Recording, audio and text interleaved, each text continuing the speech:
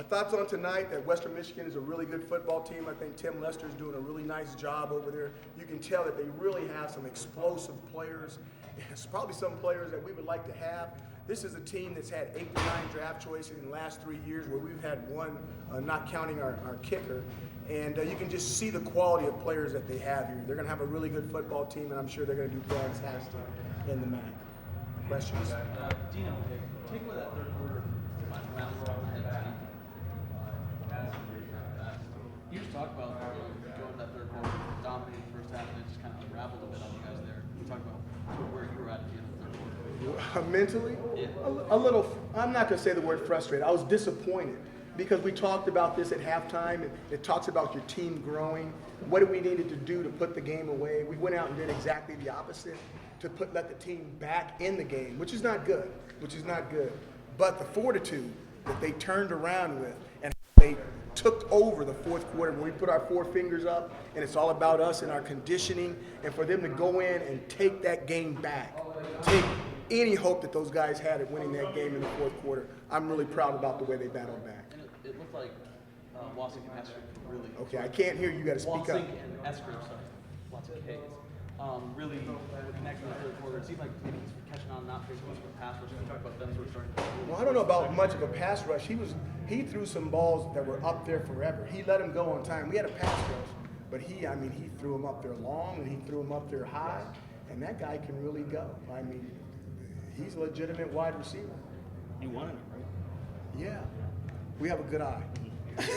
Why did you decide to hang on to Dungey until it was a 1-score game? I wanted to see if we could battle out of that deficit without him. Okay, and we didn't get that done, so we put him back in.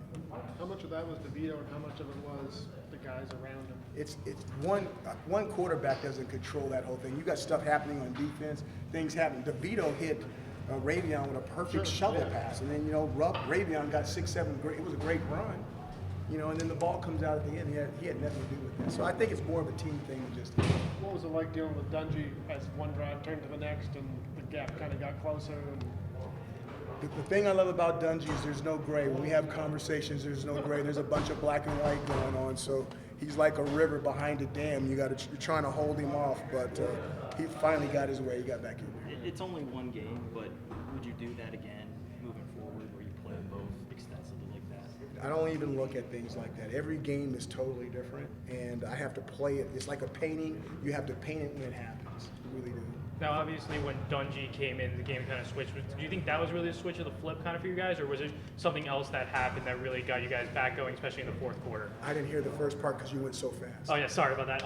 When Dungey came in, obviously, things started to flip around for you guys. Do you think it was because he came in, though? Obviously, not saying one individual, but maybe was him kind of just switching a flip because of who he is? Dungey carries a lot of weight, and people have to play him differently than everyone else. When you talk about a guy that's been behind the center for really 4 years, if you count all the years he's been there. He started 4 seasons, probably, and he's finished a lot of them. He's got too much of experience. He's hard to get fooled on coverages. He's hard to get fooled on blitzes.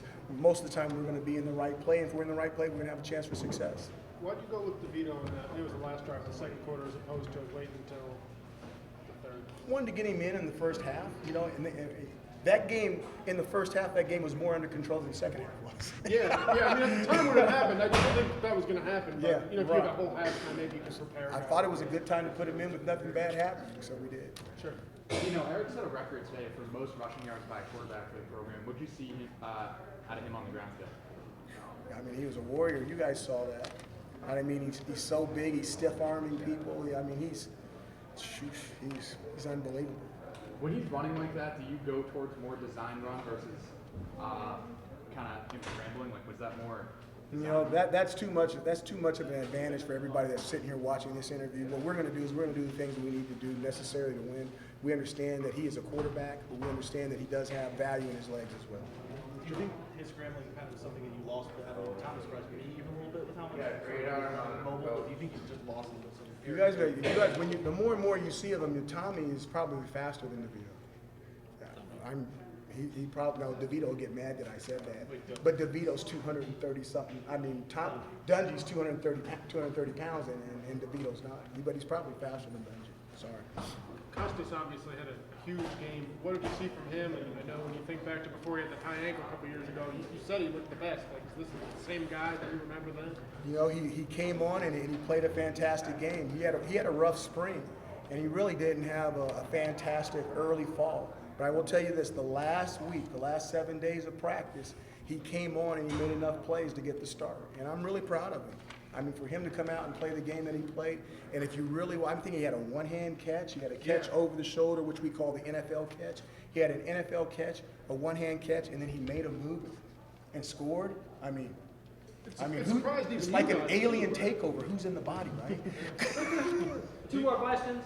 With the defense there, what's the message today? Was that more of an effort thing, or was that Western Michigan taking those points? You're talking about the 99 yards? Or are you talking about the third quarter? I'm talking about the third quarter where it got away from the defense. Was that Western Michigan, or was that more of a lack of an effort? I don't want to disrespect Western Michigan. They ran some fantastic plays, and we had guys there, and they had guys making plays. And you know, you got to come out and play. It just goes to show you how hard it is to win a football game. You know, here you got a MAC opponent with some skilled receivers, a quarterback that's coming off of a broken clavicle, excuse me for touching tape recorder, and they're out there making plays against an ACC defense. You just got to give them their props. They got good players here. Dino, with Scoop, looked like he had a lot of trouble there with Eskridge in the third quarter, and then Trill came on. He sort of, I don't want to say locked him up because he still had some catches. What was that decision? Did you make a decision to Trill for Scoop at that point? Or No, I think it was how do you say his name? Eskridge. Eskridge. I think he was just tired from his 200 and something yards, and Trill had a better chance of locking him up than Scoop had because Scoop caught him when he was fresh. Thanks, Coach. You guys, thank you so much. Thank you.